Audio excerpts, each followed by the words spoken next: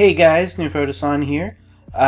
So a few weeks ago, I did a Neo Talk where I mentioned the possibility of doing a Q&A video.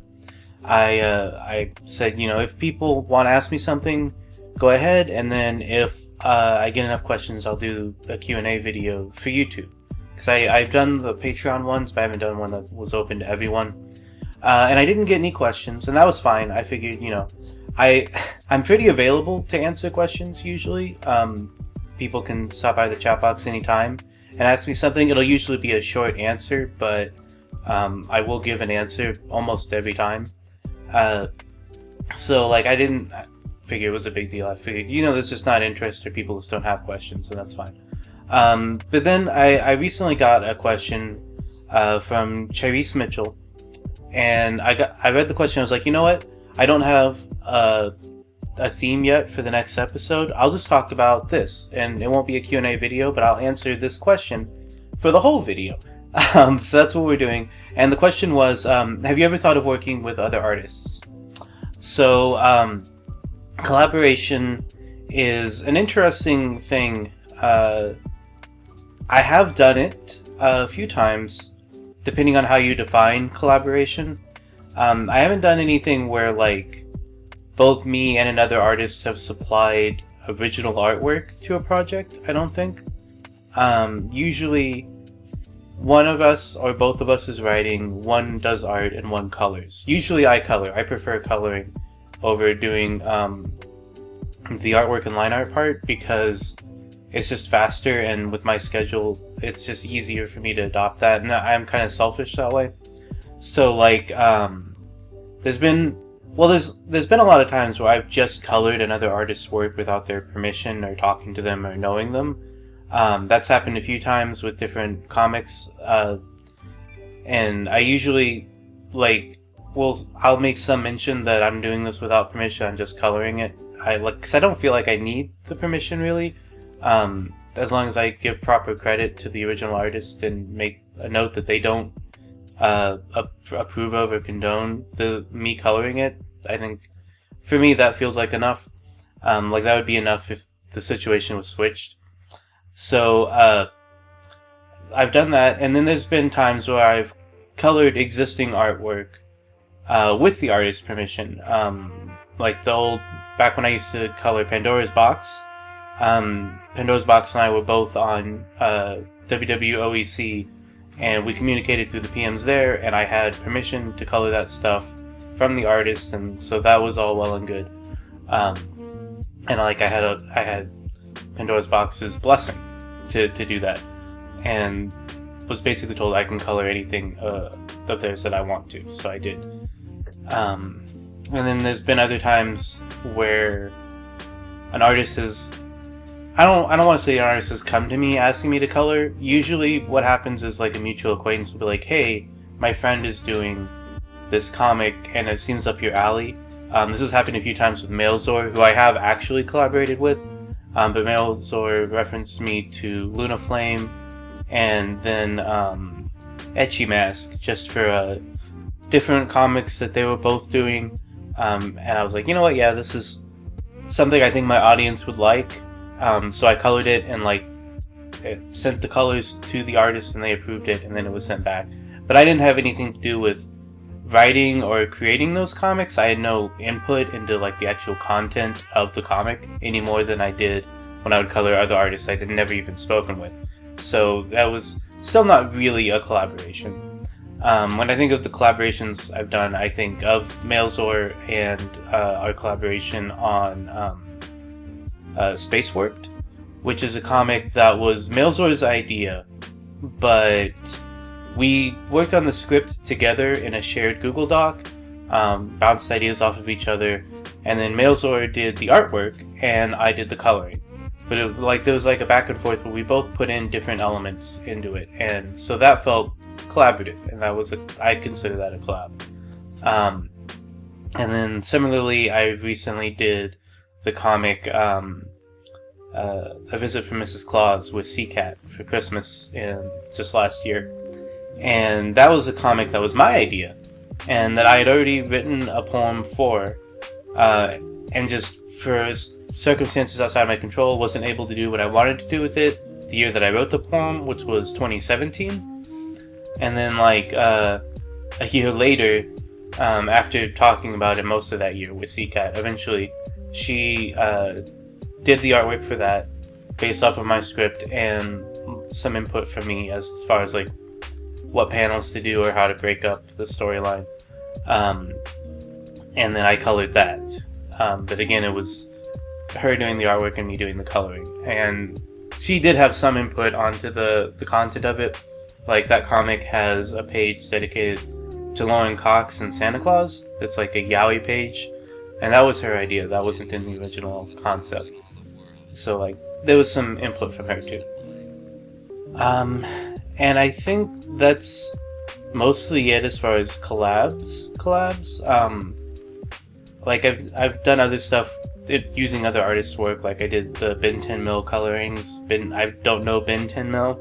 Never spoken with him. I don't know if he would even approve of what I've done with his comics, but I've done it.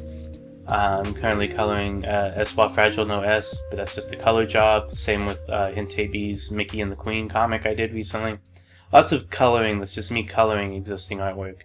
Then there was also another case where I didn't have anything to do with making the comic or the actual content of it, but I did like know and talk to the artist, and that was Two Boys Ride a Harley.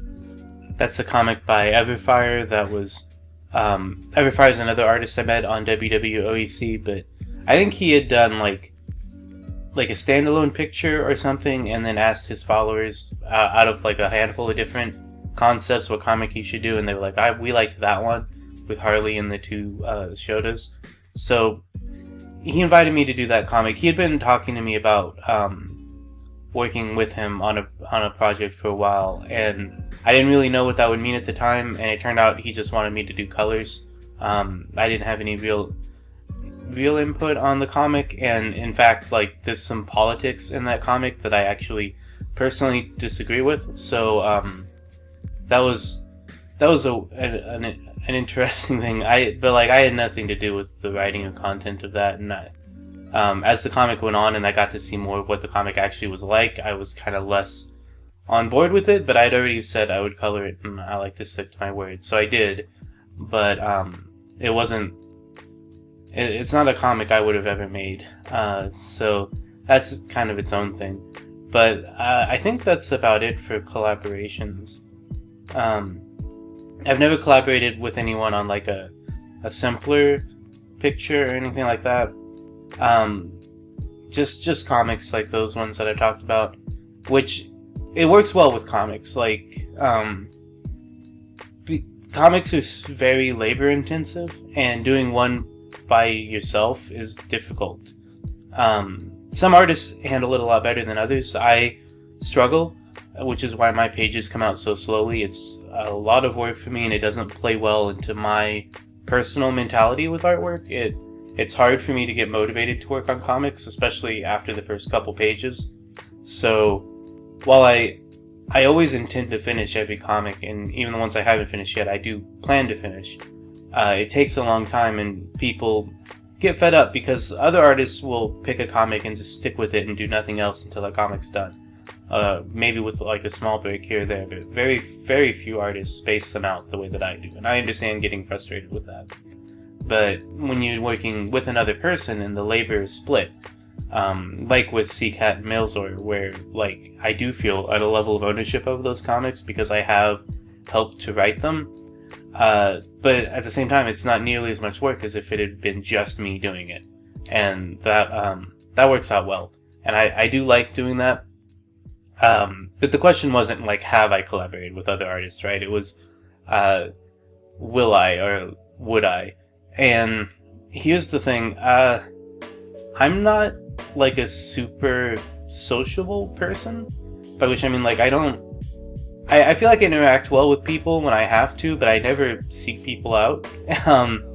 And the artists I would collab with would be usually artists I already have a relationship with, so like Mailzor or CCAT, or Johnny Skillet91, who I forgot to mention when I was talking about artists who I know and am getting feedback from, but I'm really just coloring their work, not creating it myself. So, and like all of them I've talked about doing collabs with, and I have with 2 of them, and I totally would do like something collaborative where there's like a back and forth and a mutual creative process with like Skillet or other artists that I have a rapport with already. I don't know if I could list every artist I've ever like gotten along with, but there have been others besides the ones I mentioned. But like at the same time, there's something really off-putting when somebody comes to you asking to collab out of the blue, and I don't know them, especially if I don't know their work already. Like, I don't want to go and do research on like what they do already. I'll take a look, but like there's a real resistance there when that happens, and it doesn't happen often. And usually when it happens, not always, but most of the time when somebody has come to me out of the blue, I haven't heard of them, they send me a link to their work, and it's not at the right level where I feel comfortable working with them. And that's not to necessarily say that they're like bad artists, just that they're still growing and they still have room to improve. And like I feel like I have a certain level of obligation to my followers to release content of a certain quality. Like, I'm not trying to say my artwork's like amazing or like some kind of epic tier shit, right? Like it is what it is, but I feel like dropping too far below where it is going to be doing a disservice to my followers, and I don't want to do that. So I have to take into account the skill level of the artist, and also just, I don't want to work with somebody I don't know. Like doing a color job is one thing. I don't have to know the person then, because I'm just coloring something. But if I'm gonna actually do like an actual real collab, like I did with Space Warped, or what I have done and am working on doing more with CCAT, that requires like a mutual understanding of like what the other person wants out of the comic, what type of comic they want to make, or what like what you both want out of it, like understanding each other in a way that kind of has to come organically and you can't force or create. So I'm totally open to collabing with artists that I have an existing relationship with. And that includes artists that I don't have a relationship with yet, but I might get later. And then like once that relationship's established, maybe doing a collaboration. But like creating something out of nothing there is a challenge that I don't think I'm up to. Like, let's say hypothetically an artist I already know and I already like the work of, but I don't have any relationship with, came up to me and out of the blue and proposed the collaboration to me. And that's the way it would have to happen, because I would never approach somebody else looking to collab unless I already had a relationship with them and we'd already talked about it before. It wouldn't even cross my mind. But if that artist that I like, just some hypothetical artist that I like the work of, came to me and wanted to work together, and I didn't know them at all, I just knew their work, I would be pretty hesitant to do that. Partly because when I have done stuff like that before, it's come back to bite me. Like with Everfire, like nothing against Everfire, but I didn't know the type of person he was, and I wasn't expecting that comic to contain elements that I disliked. I didn't think it would be possible, but it did, and I kind of regret working on that. And that was just a case of me just kind of accepting working with somebody else just because I didn't know how to say no. I was a lot younger and more naive at that point in my life. And so, like, knowing that, I think I would want to try to get to know them better first. So if any artist came to me without me knowing them, and that was like their opening line, I would probably just say no and leave it at that. But for any of them that I already have a relationship with, it's a different story. So hopefully that answers the question more or less. I know I tend to ramble and repeat myself a little bit, but that's basically both my history of collab work and also just my general attitude towards it. It's great when you have a good relationship with the other person, or persons. I've never done a more than 2-person project before, but if I did, I would want to have a good relationship with everyone involved.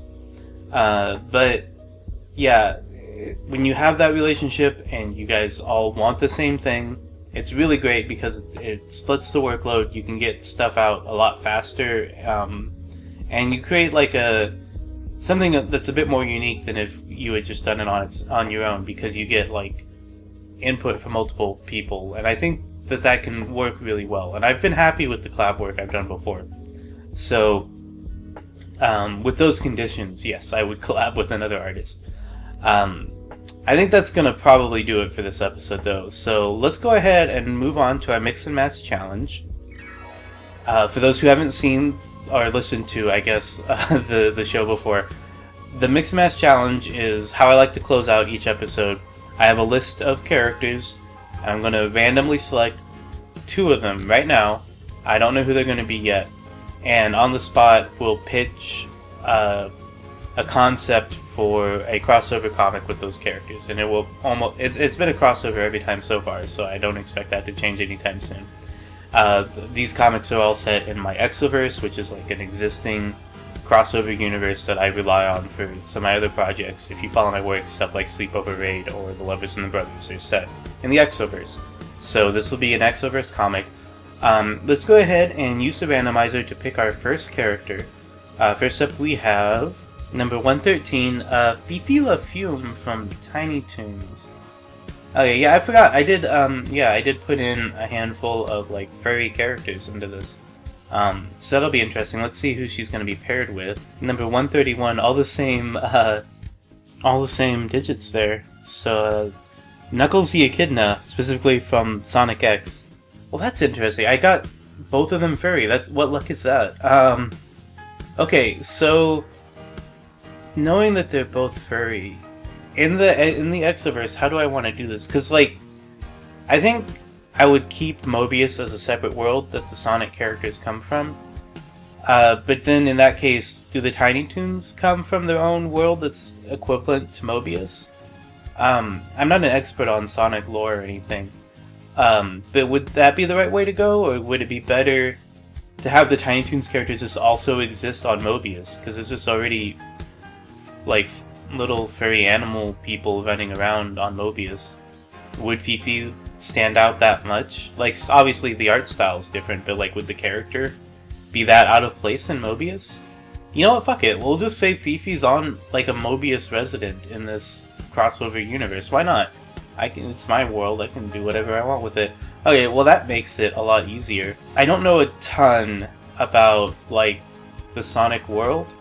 I know the characters more or less, but I don't have a great understanding of like the Sonic lore. But I'm gonna say that, well, I know that there's like stuff with like the Chaos Emeralds, and that Knuckles is one of them that has to like collect those in some of the games, right? And in Sonic X. So let's just say Knuckles is racing one of Dr. Eggman's goons, looking for a Chaos Emerald that they know is in this forest or something, and he like beats the goon. Like, the goon's gone. It's just like an opening thing would be like a fight sequence with Knuckles and the goon. That's how the comic starts. And then Knuckles chases off the bad guy and comes across Fifi, who has the Chaos Emerald, right? I would imagine she's just like wearing it like a necklace or like a big ring, something kind of funny like that. So like, it's just jewelry to her. I don't remember how big they are, but like, even if it's like stupidly big, I think that'd be even funnier if she's just wearing it like jewelry. So whatever size it is, though, she's just got like a pretty rock, and Knuckles wants it. But he could tell that she's not like evil, and he doesn't want to like fight her for it, because she's just like this silly little skunk with a French accent. So he's like trying to explain, hey, I need that from you, but he's not like a great communicator, Knuckles. This is the Sonic X Knuckles, not like Sonic Boom Knuckles, so it's not the big dumb idiot Knuckles, but he is still like a bit awkward and not great at communication. And he's trying to talk her into giving it to him, and she's just not cooperating. He's like, what can I do to get this Chaos Emerald from you? And she's like, well, you know what? And like, I picture Fifi being a bit of a slut, especially in like my universe and my writing. Like, it fits, right? So she's like, you know what? If you really want it, I know something you can do for me. And he's like, what? I'm not following. And she just like grabs whatever's like his junk. I usually draw Sonic characters just walking around with their dicks swinging out like Dr. Manhattan. So like, that's probably what's going on here. They're just naked. So she just grabs it, and he's like, wait, what are you doing? And I picture Knuckles being very like the type of person who would initially be resistant and a little bit confused. Like, he's not, like, again, he's not an idiot in this setting, and he does know what sex is, so it's not like the Sonic Boom comic I did. He knows what she's doing, but he's also flustered and put off by it because he's kind of a stick in the mud. But once she starts like playing with it, he's like, you know what? I really need the Chaos Emerald, and she knows what she's doing, so why not? So then you can go into the sex scene, and you've got a cute little furry scene, and then it ends. She's like, okay, you can have the Chaos Emerald, and he grabs it and he leaves, and then she like probably like sighs wistfully, like, that was nice, and then that's the end of the comic. It's just like a little encounter in the woods. I think that works, right? Yeah, that's just off the top of my head, but I think that would be a fine way to do a Knuckles x Fifi comic. So there you have it. Thank you guys for watching. I hope you enjoyed this episode. If you did, come back later. There'll be more. I do these every other week, provided I have the time, which usually I do. And I don't know what I'll be talking about next week, but I'm open to suggestions. And next week, the week after next, I guess. I just said it was every other week. But I'll think of something, and whatever it is, I'm sure we'll have a good time talking it over, and I look forward to seeing you all then. Bye.